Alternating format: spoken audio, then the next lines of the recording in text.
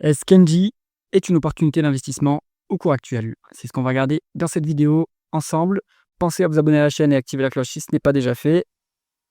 On va commencer tout de suite avec le cours du spécialiste de l'énergie français.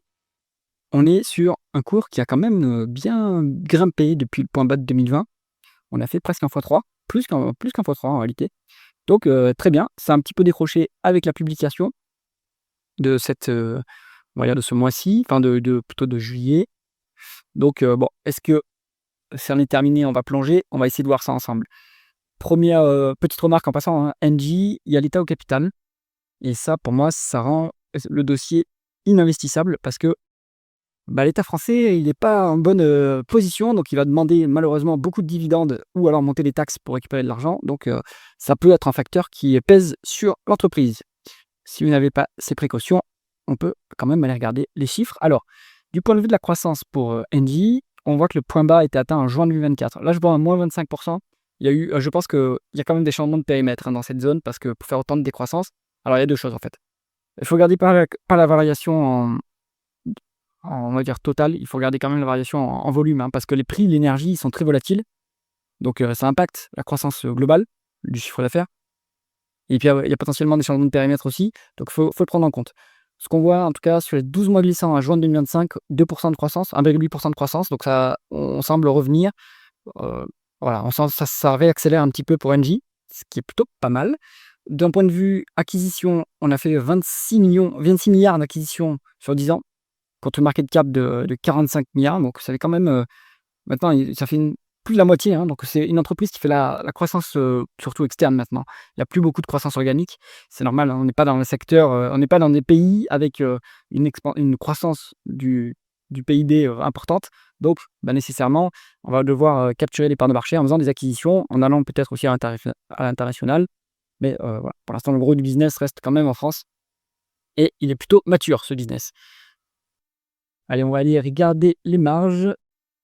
Au niveau du taux de marge brute, ça a quand même baissé, hein, depuis 10 ans, on est passé de 43 à 35. Le point bas a été atteint en juin 2023. Depuis, ça se redresse. Ça, c'est plutôt encourageant. Le taux de marge d'EBITDA, lui, il est en hausse par rapport à il y a 10 ans et au-dessus de la médiane. Donc ça, c'est excellent. En revanche, on a largement amélioré les opérations. Et on a compensé en fait même cette baisse du taux de marge brute par des efficiences opérationnelles assez incroyables. Enfin, ça se voit, hein, c'est assez fort quand même hein, comme progression du taux de marge d'EBITDA en 10 ans. Prendre 5 points comme ça, c'est quand même pas rien. Le taux de marge net a bien suivi le taux de marge d'EBITDA donc. En fait, Engie, c'est pas mal géré, hein, c'est plutôt bien géré en réalité, hein. Si on regarde les free cash flow, attention, donc là, on a des free cash flow négatifs, hein, sur les 12 derniers mois. C'est pas forcément un problème, si c'est ponctuel et qu'il y a d'énormes dépenses en capital qui étaient prévues, c'est pas un problème. Si c'est récurrent, ça sera un problème. Mais là, on voit que bon, les free cash flow, en fait, sont plutôt équivalents au bénéfice net. En tout cas sur 10 ans ici. Ça dépend des périodes. Il y a des périodes où on passe quand même des grosses dépréciations, je pense. Ça impacte le résultat net, mais pas les free cash flow. Donc ça, c'est surtout la dépense qu'on cache, hein. Enfin, quand on fait des pertes ici, c'est pas très, très grave. Au niveau de la conversion des bénéfices nets en free cash flow, sur 10 ans, il y a pas beaucoup de bénéfices nets, hein, 8,5 milliards contre 106 milliards de free cash flow. Donc, en fait, c'est une boîte qui génère énormément de cash et qui passe énormément de dépréciation aussi. Donc, au final, elle est rentable, elle est profitable, hein, cette entreprise. Il ne faut pas la regarder par rapport à son résultat net. Il faut la regarder par rapport à ses free cash flow. Au niveau du BFR, on est sur un BFR négatif. Ça, c'est avantageux.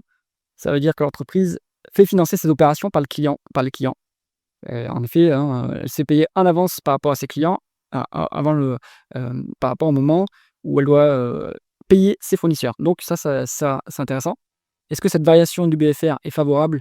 Alors, elle était plutôt stagnante hein, depuis 2022. Ça s'est largement amélioré ensuite.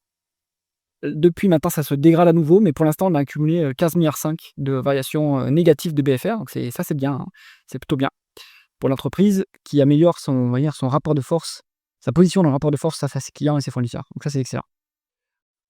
Au niveau des prestations amortissement et other non-cash items, on a donc beaucoup de CAPEX sur cette entreprise, beaucoup de dépréciation amortissement et beaucoup de other non-cash items. Donc ça, il faut aller voir de quoi il s'agit dans le tableau de suite trésorerie.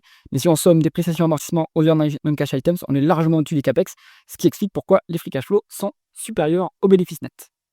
Voilà, donc pour si on choisit, pour choisir le multiple, on va dire, entre free cash flow et bénéfice net, enfin l'agrégat qu'il faut choisir entre bénéfice net et free cash flow, il vaut mieux prendre le free cash flow, hein. Si on prend les résultats nets, le PER il va être énorme, alors que si vous prenez le free cash flow, ce sera plus, pertinent par rapport à ce que gagne réellement l'entreprise.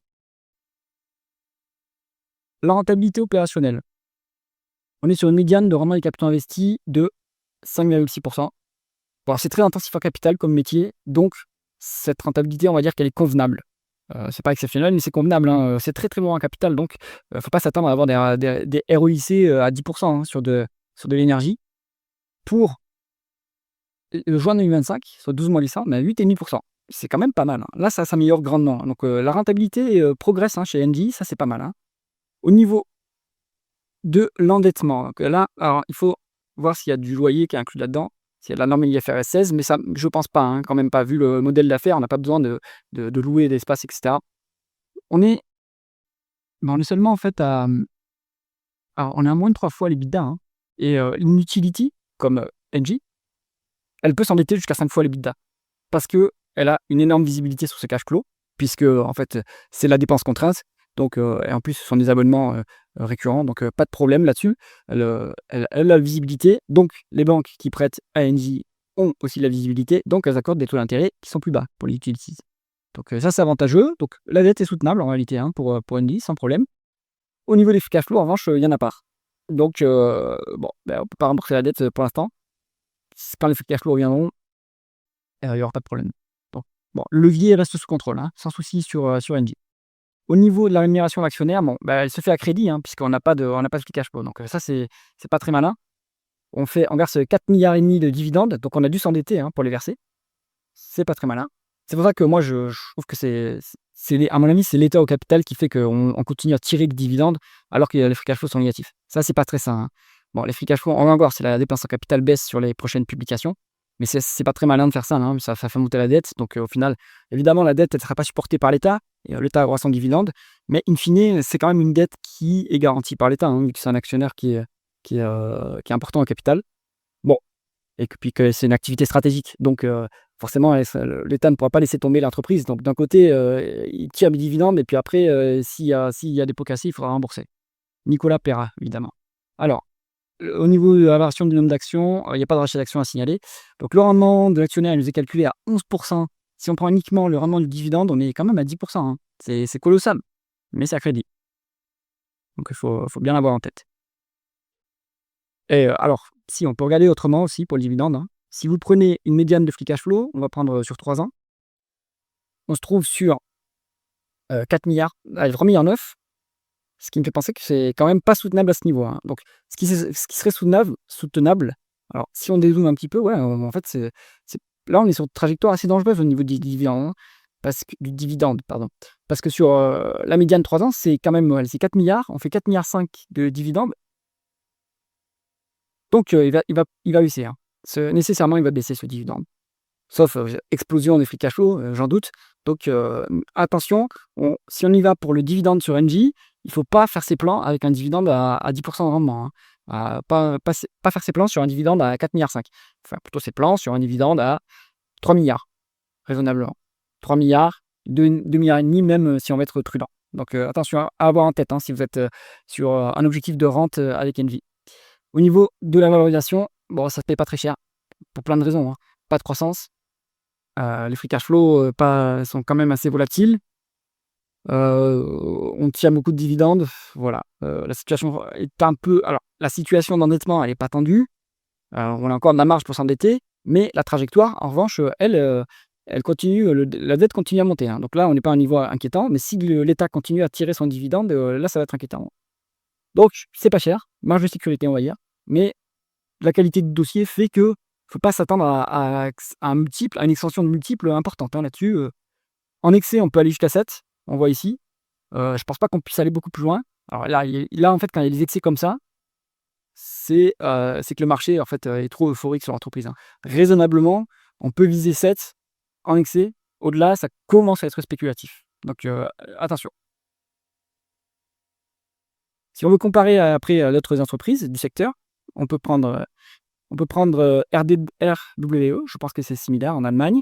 On peut prendre l'entreprise italienne, on doit avoir Enel, qui est comparable. On peut prendre en Espagne, on peut prendre Iberdrola. Allez, hop, voilà. Donc, en termes de market cap, Engie, c'est plutôt le milieu de tableau. En termes de valorisation, ça se paye un peu plus cher que RWE, mais ça se paye moins cher qu'Enel et Iberdrola. Bon, voilà. Moi, ce qui me fait penser qu'on peut quand même aller à 7, mais voilà. En général, si on dézoome un petit peu, hop, en général, Engie se paye quand même moins cher.